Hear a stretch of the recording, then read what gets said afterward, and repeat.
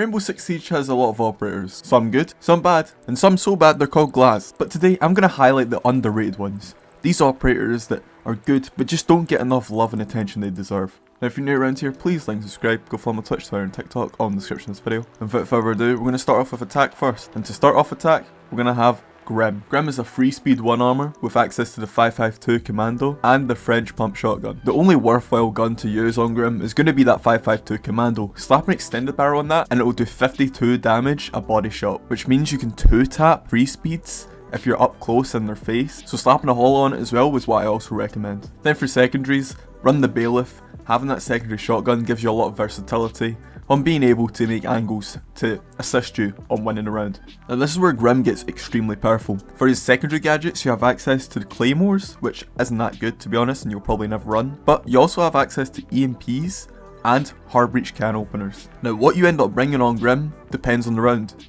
If you're doing vert and you need someone to grab the hatches, you bring the can openers. But then if you're assisting your hard breach and opening that wall, you gotta bring the EMPs. And finally, to top it off, Grim's ability, the B launcher, is crazy powerful. Effectively, how to play his gadget is like 5 Capitão flame bolts without the damage. If a defender is inside the swarm's radius, then it means that they get actively red pinged like a Deimos track the entire time. And then after they step out of it, 5 constant pings that happen every half a second. What this ends up leading to is, for example, on Clubhouse, if you're on Grim, if you B all of rafters and Azami is playing behind her cover, you can run up, have constant wall hacks on Azami, and then swing them with the 5.52, just free shotting her with a holo and no recoil. And bear in mind, that's after you've helped open the wall with your EMPs. Overall, Grim's a really solid operator, but he does need a lot of thinking to be able to be used to his maximum potential. Now, sticking with the theme of trying to clear out defenders, we have Capitão. Capitão's primary weapons consist of the Power 308,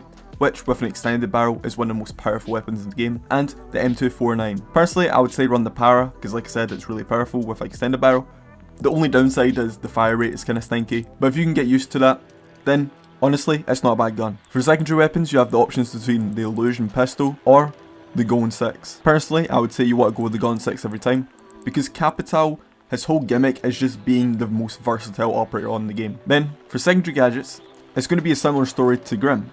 You know, you have the claymores, the can openers, and the EMPs. Again, it just depends on what the site is. If you're trying to help open a breach, you're going to run the EMPs. If you're going to get hatches to help with vert, you're going to run the can openers. And then finally, we have Capitão's unique ability, his crossbow. The crossbow has 2 flame bolts and 2 smoke bolts. What you want to do is just throw down the fire bolts to clear off defenders, or make sure they don't come through a doorway or rotate, for example, and then smokes to make sure you don't get shot. Personally, I think Capitão is just a really underrated operator because of the fact that his weaponry is kind of uncomfortable to use, but if you can get used to using the Para, he's a pretty solid operator. Then to finish off the attackers, we're going to be moving on to Zofia. Zofia is a free armor 1 speed that has access to the M762 assault rifle or the LMGE. If you're running the LMGE in 2025, I'm going to smack you. The M762, however, is a pretty powerful weapon. In the past, they nerfed it and it was pretty stinky to be honest, and everyone kind of went off Zofia because of that. Now, I think it was like either in the last year or so, they buffed the recoil on her again,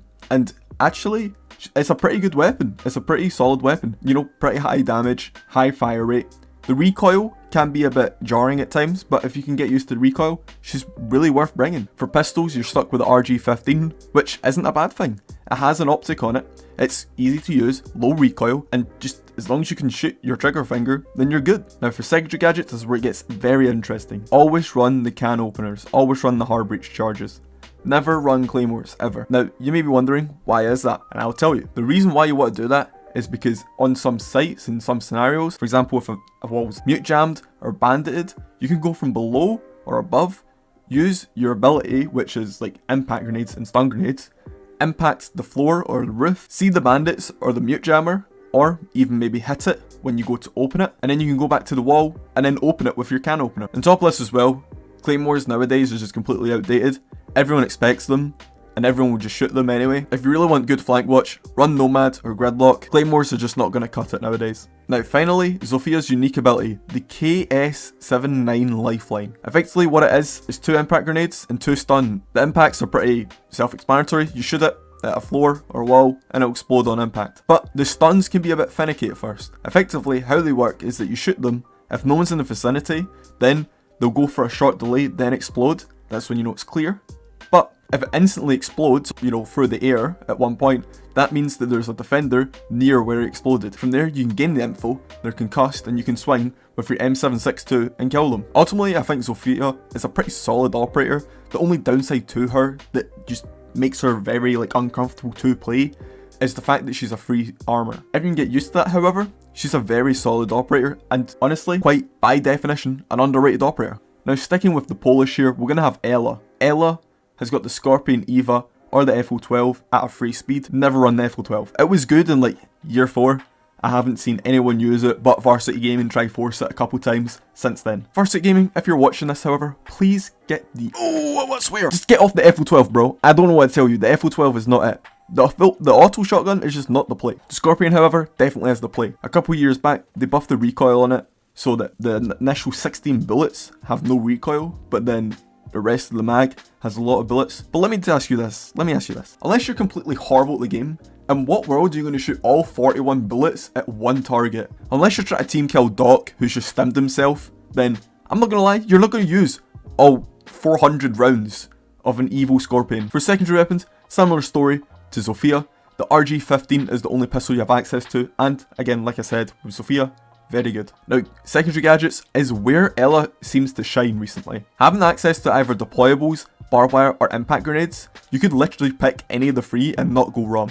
Impacts assist with you setting up the site and, you know, rotating as a roamer because Ela is a roamer. Deployable shields, you can be using it as a loose anchor on like a site, or maybe just giving your, for example, maybe a smoke to play behind. And then barbed wire is always good. Barbed wire is like the best secondary gadget in the game right now because how versatile, 5 damage, audio cue, you just can't go wrong with it. And then finally, speaking of audio cues, Ela's Gersmot mines. You throw them at a doorway or on a wall or on the floor, and then anyone that comes near it, they get stunned. When they're stunned, they can't hear anything but ringing through their ears, and their vision is impaired. But you might be sat at home asking yourself this, Mr. Newtwo, why would you ever run Ela over Lesion? Because Lesion gives audio cues and that bleed through time over time. But I'm gonna tell you why.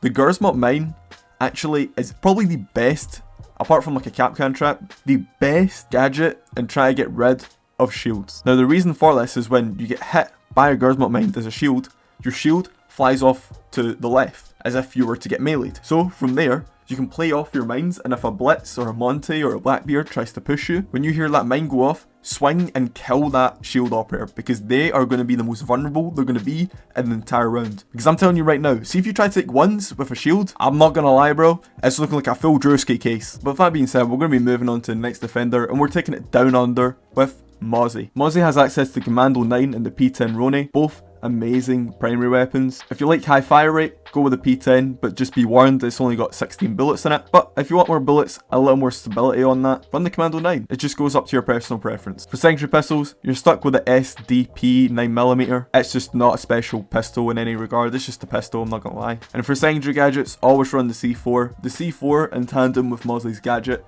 is amazing. And speaking of Mozzie's gadget, the Pest Launcher is incredible. It's the only gadget in the game currently, as of, you know, Operation Prep phase, the only gadget that can take information away from the attackers and give it to the defenders. And what it does, if you didn't know, you chuck it down. If a drone goes into radius of it, the drone gets hacked, and now Mozzie can drive it. So what you want to do is place it in doorways and drone holes so you can hack attackers' drones, use their drone, get a vantage point so you can play below and C4 attackers. What's also very good as well is in the last year, they actually decided to give Mozzie 4 pests instead of 3, meaning you can get 40% of the attacker's drone economy with gadget. That's before you start shooting drones, which is incredible. Mozzie is a really powerful defender. The only downside to him is, you know, his primary weapons are difficult to use, but once you can get around that curve, honestly, Mozzie, really underrated. This is like the issue with a lot of these operators on the list, is they're very powerful in every regard but one, and that makes them fall through to an underrated operator that no one really chooses. Now to finish off today's list, we're going to be running over to ThunderBird. ThunderBird, primary weapons is the Spear 308 or the Spaz 15 shotgun. Both these weapons are incredible, it just depends what you want to play with. Do you want to play with an assault rifle, which the only other 2 operators off the top of my head that have an assault rifle on defense is going to be Jaeger and Womai, or do you want to run the Spaz 15? which has good damage, insane fire rate, and insane range. And keeping up with this theme of insane weaponry, we're going to be moving on to the secondary weapons of ThunderBird. ThunderBird has the Bearing 9 or the ITA 12 shotgun. Never run the Q929 handgun.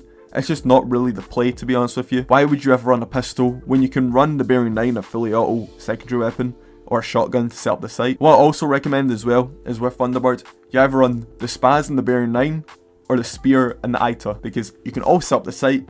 You always have that, you know, long range and close range ability, and ultimately you're always just going to be applicable to any situation. Then for secondary gadgets, it's going to be like literally any of the three, but personally I think the deployable shield is the way to go with ThunderBird. There's not many people that have access to deployable shield, and honestly they're still pretty powerful, so if you can, run it when you can. And finally, the unique ability of ThunderBird, the Kona Station. Kona Stations, you get 3 of them at the beginning of the round, and you chuck them down anywhere. You could put them in sight, you could put them off to assist roamers, and effectively what it is a dock stim, but you don't need to go stim them.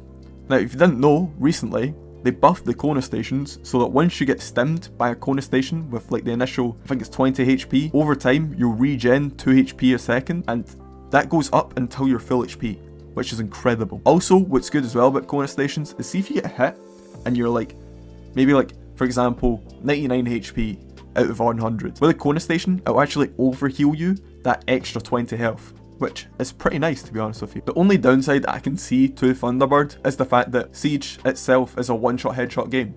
So, depending on the round, you might not get any value out of a Kona Station. It just really depends on the situation. Everyone in your team might get headshotted.